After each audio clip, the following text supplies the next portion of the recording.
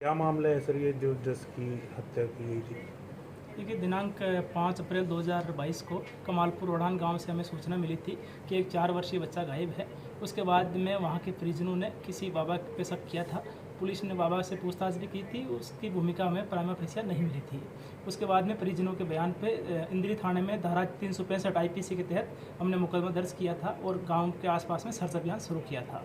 अगले दिन सुबह बच्चे की जो डेड बॉडी है वो एक शेड के ऊपर मिली थी।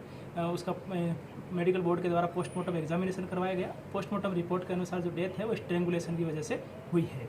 जितनी भी केस प्रॉपर्टीज़ थी जो या डॉक्टर ने जो भी पुलंदे हैंडओवर किए थे वो हमने FSL लैब में एग्जामिनेशन के लिए भेज दिए हैं। साथ ही जो व्यक्ति हमें संदिग्ध लग रहे हैं उनसे हम पूछताछ कर रहे हैं।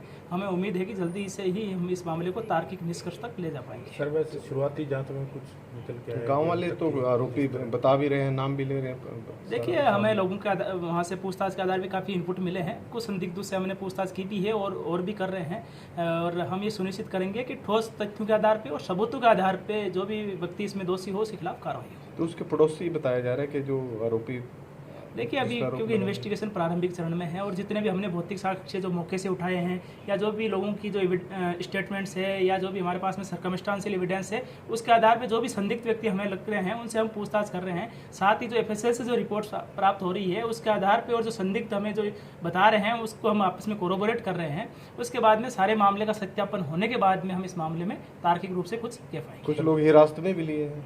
देखिए लगातार हम जो भी संदिग्ध व्यक्ति लग रहे हैं या जो भी मामले की थोड़ी बहुत जानकारी रखते हैं उनसे हम लगातार पूछताछ कर रहे हैं। और जैसे ही एक बार मामला हम ये सुनिश्चित कर पाएंगे कि किसका क्या भूमिका थी और कितनी भूमिका थी और सबूतों के आधार पर हम चीज़ को कह पाएंगे। तो लगता है आज 5 दिन हो गए, 3 दिन हो गए डेड बॉडी में, तो उसमें कोई रंजिश का मामला सामने कोई आया? देखिए हम इस मामले की अलग अलग एंगल से जाँच कर रहे हैं। जो परिवार के जो परिजन है वहाँ के जो मृतक है वो भी हमसे मिले थे और हमारे लगातार संपर्क में है।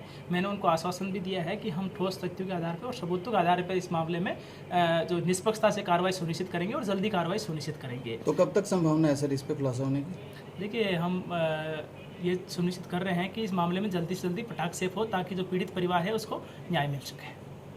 Thank you. क्या मामला है सर ये जो जस की हत्या की गई थी? देखिए दिनांक 5 अप्रैल 2022 को कमालपुर ओढ़ान गांव से हमें सूचना मिली थी कि एक 4 वर्षीय बच्चा गायब है।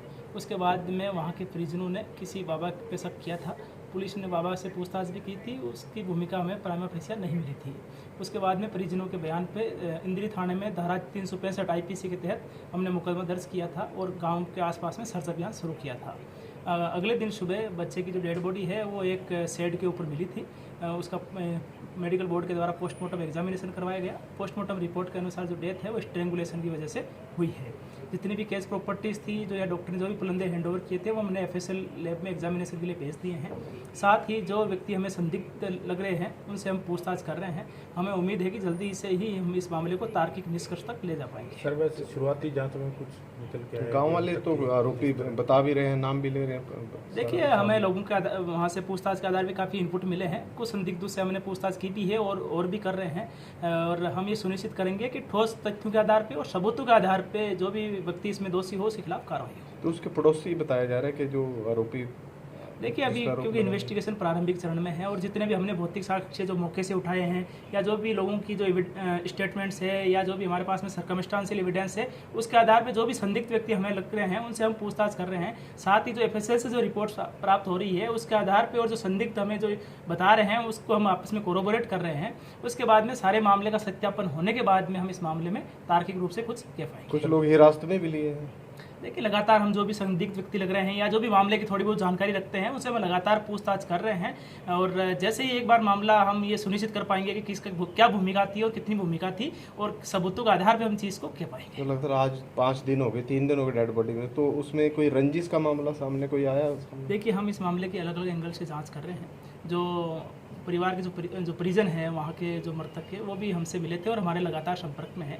मैंने उनको आश्वासन भी दिया है कि हम ठोस तथ्यों के आधार पर और सबूतों के आधार पर इस मामले में जो निष्पक्षता से कार्रवाई सुनिश्चित करेंगे और जल्दी कार्रवाई सुनिश्चित करेंगे। तो कब तक संभावना है सर इस पर खुलासा होने की? देखिए हम ये सुनिश्चित कर रहे हैं कि इस मामले में जल्दी से जल्दी पटाख सेफ हो ताकि जो पीड़ित परिवार है उसको न्याय मिल सके। Thank you.